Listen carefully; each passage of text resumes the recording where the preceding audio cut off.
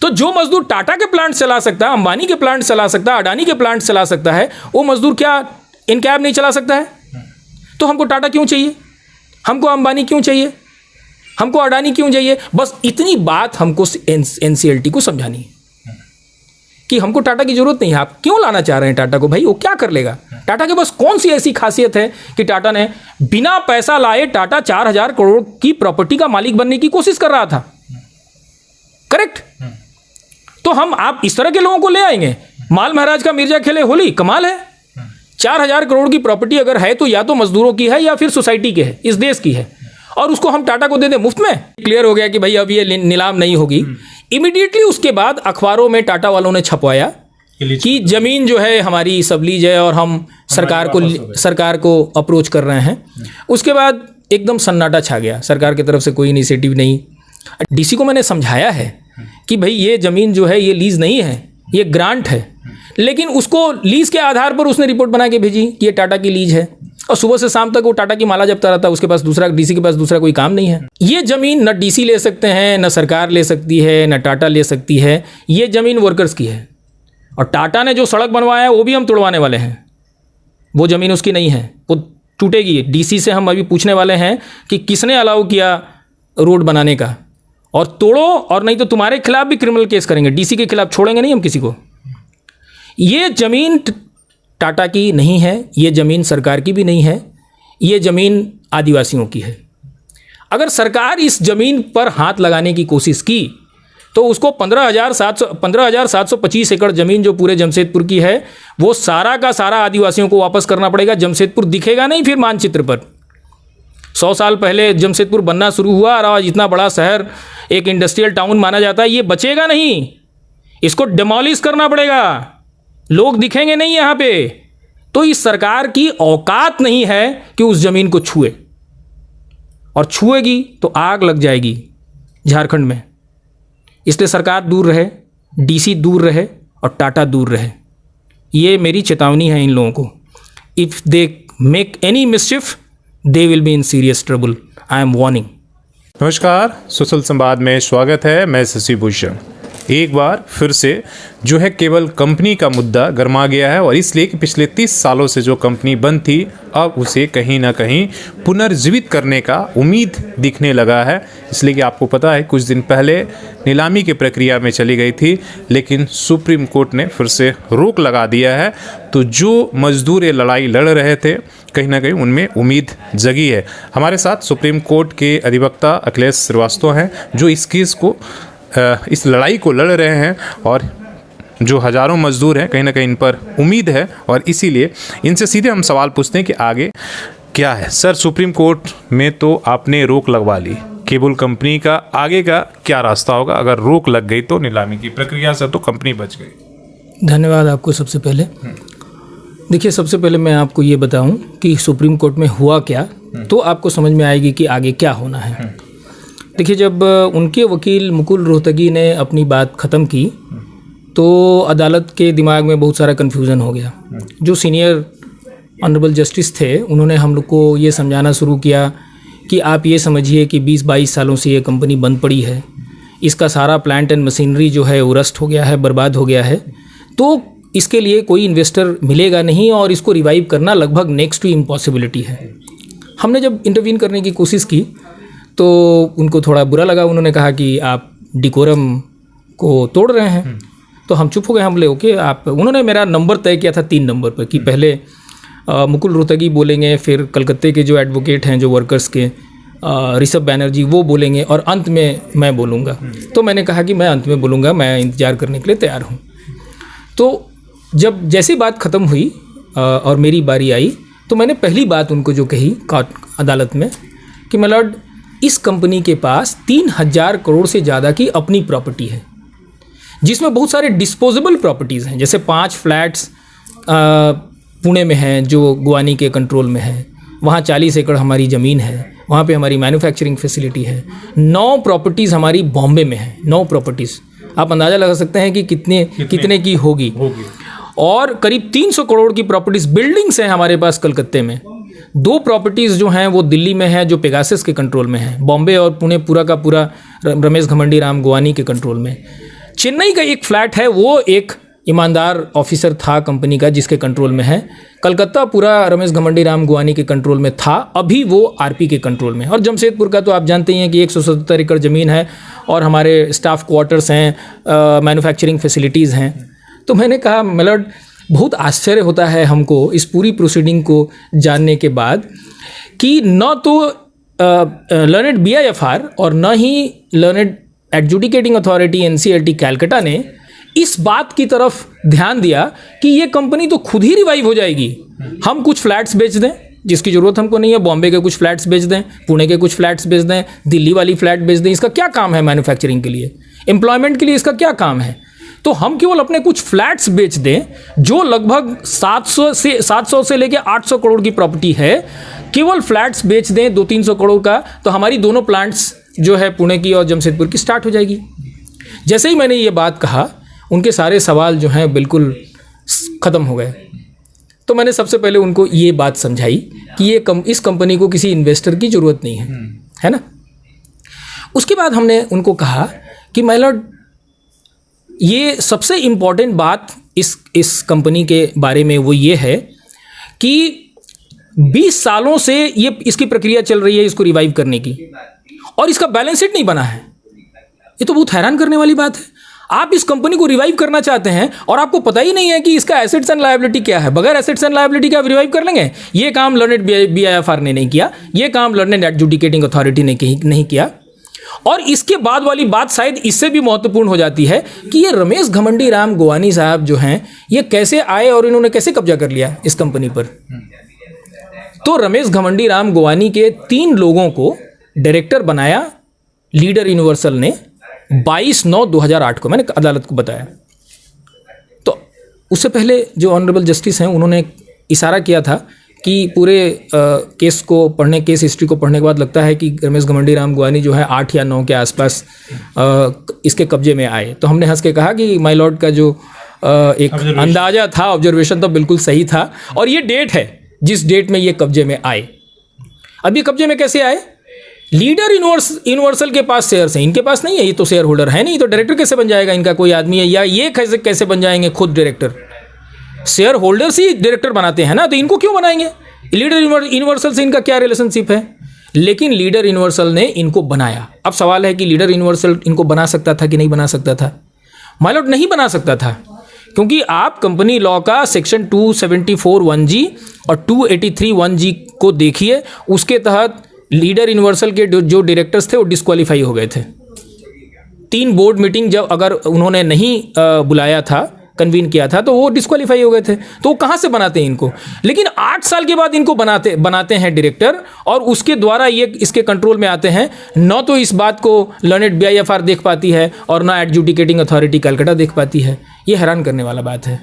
और इसका नतीजा क्या हुआ कि ये जो रमेश घमंडी राम गोवानी हैं, ये आरपी के साथ मिलके दिल्ली हाई कोर्ट ने जो कहा था कि हमारी लायबिलिटी, मतलब इनकैप की लायबिलिटी केवल 21 करोड़ है, उसको इन्होंने बढ़ा के 2339 करोड़ कर दिया। अब नेक्सस आप समझ लें माय लॉर्ड, 3000 करोड़ की मेरी एसेट और 2339 करोड़ की लायबिलिटी जो ये क्लेम कर रहे हैं। मतलब पूरा इन्होंने इस बात की पूरी तैयारी इन्होंने कर ली थी कि पूरा का पूरा एसेट जो है उसका बंदर बांट कर लेना है, और जो बचेगा वो टाटा के पास चला जाएगा। टाटा को तो यहाँ का 170 एकड़ लैंड चाहिए मुफ्त में, सरकार की मदद से या जिसकी भी मदद से। तो इन लोगों के बीच में एक अघोषित समझौता भी था कि सारी प्रॉपर्टी जो है वो रमेश घमंडी राम गोवानी लेके चले जाते, और टाटा यहाँ की जो ज़मीन है वो टाटा के पास चली जाती। ये बड़ा महत्वपूर्ण बात है, क्योंकि दिल्ली हाई कोर्ट में जो बहस चली थी और दिल्ली हाई कोर्ट ने जो इसको तय किया था, उसमें स्टेट बैंक ने एक लिस्ट सौंपा था कि ये बैंक या ये क्रेडिटर्स हैं जिनको ये पैसा देना है। उस लिस्ट में न तो कमला मिल्स का नाम है, न उसमें पेगासस का नाम है, न उसमें फस्का का नाम है। 2 कंपनियां इसमें रमेश घमंडी, मतलब उसमें रमेश घमंडी राम गोवानी है ही नहीं। तो ये जवाब दे नहीं सकते थे। इन्होंने घुमा के कुछ उल्टा पुल्टा सब जवाब दिया, समझ गए ऑनरेबल जस्टिस। उसके बाद उन्होंने सीधे कहा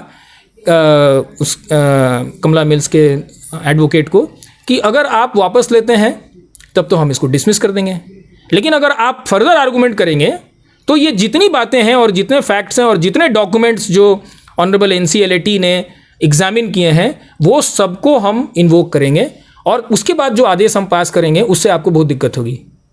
तो आप तय कर लीजिए कि आप बहस करेंगे कि आप इसको विड्रॉ करेंगे। तब उन्होंने तुरंत कहा कि my lord then I am not pressing my application.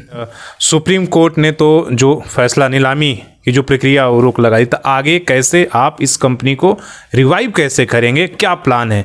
क्या जिस तरीके से एक तरफ जो कुछ लोग मांग कर रहे हैं कि भाई टाटा स्टील इसको ये कर ले, पुरानी मांग है, लेकिन कुछ लोग विरोध भी कर रहे हैं कि टाटा स्टील जो है इसका अगर अधिग्रहण करता है तो नुकसान होगा। आप क्या देखते हैं? क्या जी देखिए, सबसे पहली बात टाटा के बारे में मैं बताऊं, आपको मैंने बताया कि कंपनी के पास 3000 करोड़ से ज़्यादा की संपत्ति है और आप ये समझ लीजिए कि जो 20 सालों में रस्टिंग और चोरी रमेश घमंडी राम गुवानी ने करवाया, चोरी यहाँ जो ऑफिसर्स थे वो आरबी सिंह और ये इन लोगों ने चोरियाँ करवाई और सारी प्रॉपर्टीज़ को इन लोगों ने मिस अप्रोप्रिएट कर लिया। इसके अलावे रमेश घमंडी राम गुवानी करीब 300 करोड़ से ज़्यादा का जो रेंटल्स है, जो यूज़ किया मुफ्त में हमारी संपत्ति वो तो अलग है, 300 करोड़ रुपये से ज़्यादा का रेंटल उन्होंने कमाया, मतलब कुछ सेल से, कुछ रेंट से, कुछ इंटरेस्ट से, लगभग 300 करोड़ के आसपास। ये पैसा रिकवर नहीं हुआ है। ठीक है, तो आप अगर देखें कि ये 20 सालों में लगभग 500-600 करोड़ रुपया का तो सीधे कंपनी का नुकसान, मतलब उसका वैल्यूएशन घट गया, नहीं तो करीब 3 से 4,000 करोड़ के आसपास इसका वैल्यूएशन था। लेकिन टाटा कौन सा प्रपोजल लेके गई थी बीआईएफआर में, जो बीआईएफआर ने अप्रूव किया और फिर उसको finally honourable Delhi high court ने अप्रूव किया। टाटा ने जो पैसे लगाने की बात की थी वो पैसे वो खुद अपने लोन के खिलाफ वापस ले रही थी। यानी टाटा बिना कोई पैसा लगाए इस कंपनी 4,000 करोड़ थी उस समय, 4,000 करोड़ की कंपनी थी या होगी, 4,000 करोड़ की कंपनी टाटा बगैर कोई पैसा लगाए इस कंपनी को टेक ओवर करने की कोशिश कर रही थी। अब ऐसा क्यों है? क्योंकि हमारे सोसाइटी में, इंडिया में, मतलब जो कैपिटलिज्म का जिस तरीके से विकास हुआ है उसमें माइंडसेट बन गया है कि इन्वेस्टर चाहिए। इन्वेस्टर मतलब जिसके पास 100 करोड़, 500 करोड़, 1000 करोड़, 1 लाख करोड़ रुपया हो। मैंने लोगों को इस बात की समझ नहीं है कि कोई एक आदमी के पास इतने पैसे हो नहीं सकते हैं जब तक वो चोरी नहीं करे या मिस अप्रोप्रिएशन इस देश का जो वेल्थ है उसका जब तक नहीं करे। तो आप देखें कि पूरी दुनिया में जो कैपिटलिज्म डेवलप किया है वो इन्वेंशन से किया। इन्वेंशन कौन करता है? इन्वेंशन बहुत मामूली लोग करते हैं, गांव में रहने वाले लोग भी करते हैं, कस्बों में रहने वाले लोग भी करते हैं, शहर में रहने वाले लोग भी करते हैं। लेकिन स्ट्रक्चरल तौर पे देखेंगे, मतलब सिस्टम के तौर पर, तो ये यूनिवर्सिटीज़ और स्कूल और यूनिवर्सिटीज़ में होता है, क्योंकि वो इन्वेंशन करते हैं, फिर उस इन्वेंशन को टाटा, अंबानी और अडानी जैसे लोग खरीदते हैं। किसके पैसे से खरीदते हैं? आपके पैसे से खरीदते हैं। उनके पास अपना कोई पैसा नहीं, किसी इंडिविजुअल के पास 100 करोड़, 500 करोड़, 1000 करोड़ हो नहीं सकता है। वो इस सोसाइटी के वेल्थ से वो उस इन्वेंशन को खरीदता है, फिर उस इन्वेंशन को कन्वर्ट करता है एक यूजफुल चीज़ में, एक प्रोडक्ट में, और वो प्रोडक्ट बिकती है। उसमें आप और हमारे जैसे कुछ लोग नौकरी करने जाते हैं तो पूरा वाहवाही होता है कि टाटा ने इतने लोगों को नौकरी दी। अरे टाटा ने कौन सी नौकरी दी? टाटा के पास अपना क्या था? अब बताइए, टाटा के खानदान में कोई साइंटिस्ट आज तक जन्मा? अब बताइए, 100-150 साल का इतिहास है इनके पास, कोई साइंटिस्ट जन्मा जिसने कोई इन्वेंशन किया जिसको एक्सप्लॉइट करके टाटा ने पैसे कमाए? अडानी का बताइए। अडानी तो अगर नरेंद्र मोदी ने नहीं होते तो अडानी आज कहाँ होते? उनकी कोई गिनती नहीं थी। 2002 से पहले कोई जानता नहीं था उनको ठीक से। और अंबानी, आप सब जानते हैं कि सीनियर अंबानी क्या करते थे? वो एक दलाल थे शेयर मार्केट के, 2 का 5, 5 का 10 करने वाले। तो अगर कांग्रेस नहीं होती और प्रणब मुखर्जी नहीं होते तो अंबानी आज नहीं होते। तो ये अंबानी, टाटा और अडानी जैसे लोग जो हैं, ये सरकार की मदद से, नेताओं को ब्राइब करके इन्होंने जो प्रॉपर्टी बनाई, जो पब्लिक वेल्थ था, जो हमारी संपत्ति है, आपकी संपत्ति है, पूरे देश की संपत्ति है, उस देश की संपत्ति को एक्सप्लॉइट करके इन्होंने बड़ी संपत्ति बनाई। जैसे टाटा के बारे में मैं जानता हूं कि 20 लाख करोड़ की उनके पास संपत्ति है और 60 लाख करोड़ का सिंहभूम को नुकसान हुआ है। मतलब उनके पास जो प्रॉपर्टी है वो सिंहभूम की प्रॉपर्टी है। तो 40 लाख करोड़ की संपत्ति का नुकसान सिंहभूम को हुआ और 20 लाख करोड़ की संपत्ति जो है टाटा ने बनाई।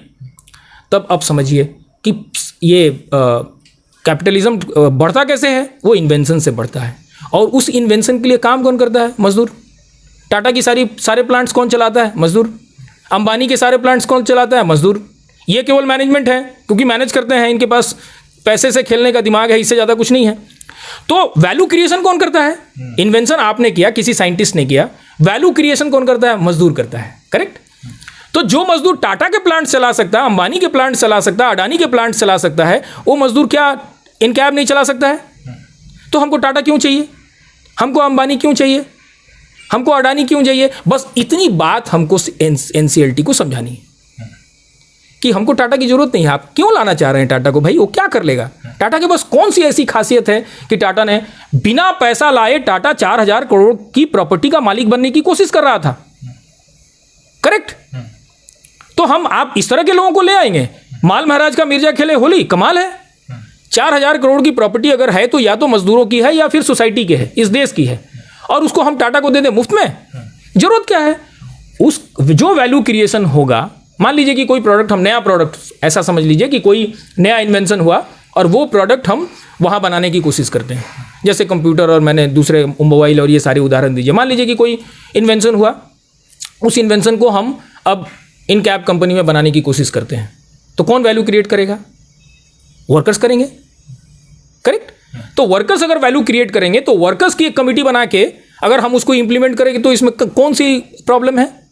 कहाँ लॉ कहता है कि ये नहीं हो सकता है?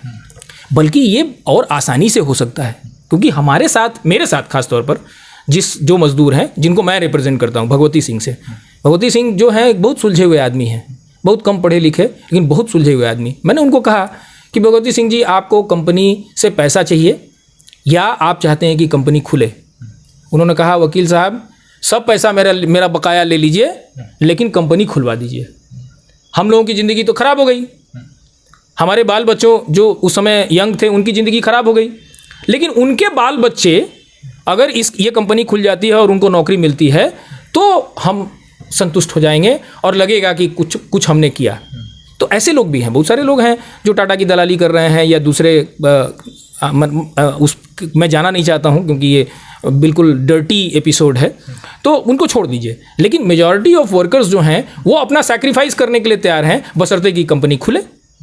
तो हमको एनसीएलटी में केवल इतना समझाना है कि माय लॉर्ड, ये हमारे जो वर्कर हैं, इनका जो बकाया है उसका एक सब्सटेंशियल पोर्शन को आप कैपिटल मान लीजिए। करेक्ट। आप इनको शेयर अलॉट कर दीजिए, हम इनकी कमेटी बनाते, आप ही बना दीजिए, इनकी एक मैनेजमेंट कमेटी बना दीजिए। प्रोडक्ट और प्रोजेक्ट रिपोर्ट हम बहुत सारे चार्टर्ड अकाउंटेंट जिनसे बना के दे देते हैं, और कुछ जो हमारे पास सरप्लस प्रॉपर्टीज़ हैं उसको बेचने का आप एक आदेश कर दीजिए, हम उसको बेच के दोनों प्लांट को रीस्टार्ट करके दिखा देते हैं। तो हम लोगों को सिर्फ इतना एनसीएलटी को समझाना है, जो आसान काम नहीं है, ये भी आप समझ लीजिए। जो माइंडसेट है पूरे देश में या पूरे दुनिया में कि कोई इन्वेस्टर चाहिए, ये अद्भुत माइंडसेट है। तो समझाना बहुत आसान काम नहीं है, लेकिन अगर ये बात हम समझा पाए एनसीएलटी में तो हमें किसी इन्वेस्टर की ज़रूरत नहीं है, और हम 3 महीने में कंपनी जो है रिवाइवल के प्रोसेस में लेके चले आएंगे, 3 महीने में, बशर्ते कि एनसीएलटी इस बात को समझ जाए। ये बात इनडायरेक्टली ऑनरेबल सुप्रीम कोर्ट समझ गई। जैसे ही मैंने कहा कि माय लॉर्ड 4000 करोड़ की 3000 करोड़ की संपत्ति है हमारे पास, हम तो खुद ही अपना रिवाइवल कर सकते हैं, तो उनके दिमाग में जो ये फितूर था, मैंने एक जो गलतफहमी बन गई थी, मतलब मिसलीडिंग जो सबमिशन हुआ था उसके चलते कि इन्वेस्टर नहीं मिलेगा, कंपनी तो पूरी बस्ट हो गई है, कंपनी का कोई अस्तित्व नहीं बचा है, इसको रिवाइव कैसे किया जाएगा, ये उनके दिमाग से इमीडिएटली गायब हो गया जैसे ही मैंने कहा कि हम तो खुद ही अपना रिवाइवल कर सकते हैं। तो ये बात हमको एनसीएलटी में नए सिरे से हमको समझाने की जरूरत है। फिर सवाल लास्ट ये रहेगा कि फिर सरकार की भूमिका क्या है, जिसे आप पीछे बहुत लोग चाह रहे थे कि सरकार लिख कर दे दे कि हम खुद जो है इसमें रिवाइव करेंगे या हम इसमें एक्शन लेंगे, तो सरकार कहीं है इसमें कि नहीं है? झारखंड सरकार की कोई भूमिका दिख रही है आपको?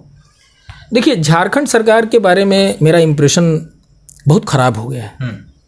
हमारे लोग, मतलब भगवती सिंह की के साथ एक टीम गई थी, हमारे जो विधायक हैं सरजू राय जी के साथ। सरजू राय जी बहुत सीरियस थे कि इसको रिवाइव किया जाए। मेरी उनके साथ कई बार मीटिंगें हुई, कई बार हम लोग मिले, बात किए, तो उन्होंने कहा कि नहीं, इसको रिप्रेजेंट कराया जाए। तो हमारे जब लोग गए तो जैसा सरजू राय जी बताते हैं या जो लोग बताते हैं कि बड़ा उनको वेलकम किया चीफ मिनिस्टर ने। लेकिन इमीडिएटली आपको याद होगा कि एक आदेश हमारे फेवर में आया था, NCLAT वाला जो है, जब हम वहाँ जीते, मतलब जब डीसी को मैंने समझाया है कि भाई ये ज़मीन जो है ये लीज़ नहीं है, ये ग्रांट है, लेकिन उसको लीज़ के आधार पर उसने रिपोर्ट बना के भेजी कि ये टाटा की लीज है, और सुबह से शाम तक वो टाटा की माला जपता रहता, उसके पास दूसरा, डीसी के पास दूसरा कोई काम नहीं है, सरकार के पास लोग नहीं है क्या कि जिसको एग्जामिन उस रिपोर्ट को एग्जामिन करवा सके कि डीसी झूठ बोल रहा है, डीसी ने गलत रिपोर्ट बनाई है। तो हम मानते हैं कि सरकार भी नहीं चाहती है कि वो रिवाइव हो, सरकार भी चाहती है कि टाटा को मिल जाए। तो अब हम आपको क्लियर बात कहना चाहते हैं, मतलब अब आपके थ्रू हम सबको बताना चाहते हैं, हमारे जो क्लाइंट्स हैं उनको भी, बहुत सारे वर्कर्स जो नहीं जानते हैं इसके बारे में, उनको भी, टाटा को भी, सरकार को भी, डीसी को भी। ये ज़मीन न डीसी ले सकते हैं, न सरकार ले सकती है, न टाटा ले सकती है, ये ज़मीन वर्कर्स की है। और टाटा ने जो सड़क बनवाया है वो भी हम तोड़वाने वाले हैं, वो ज़मीन उसकी नहीं है, वो टूटेगी। डीसी से हम अभी पूछने वाले हैं कि किसने अलाउ किया रोड बनाने का, और तोड़ो, और नहीं तो तुम्हारे खिलाफ भी क्रिमिनल केस करेंगे, डीसी के खिलाफ छोड़ेंगे नहीं हम किसी को। ये ज़मीन टाटा की नहीं है, ये ज़मीन सरकार की भी नहीं है, ये ज़मीन आदिवासियों की है। अगर सरकार इस ज़मीन पर हाथ लगाने की कोशिश की तो उसको 15,725 एकड़ ज़मीन जो पूरे जमशेदपुर की है वो सारा का सारा आदिवासियों को वापस करना पड़ेगा। जमशेदपुर दिखेगा नहीं फिर मानचित्र पर। 100 साल पहले जमशेदपुर बनना शुरू हुआ और आज इतना बड़ा शहर, एक इंडस्ट्रियल टाउन माना जाता है, ये बचेगा नहीं, इसको डिमोलिश करना पड़ेगा, लोग दिखेंगे नहीं यहाँ पे।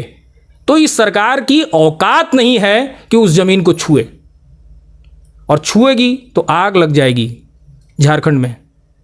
इसलिए सरकार दूर रहे, डीसी दूर रहे और टाटा दूर रहे। ये मेरी चेतावनी है इन लोगों को।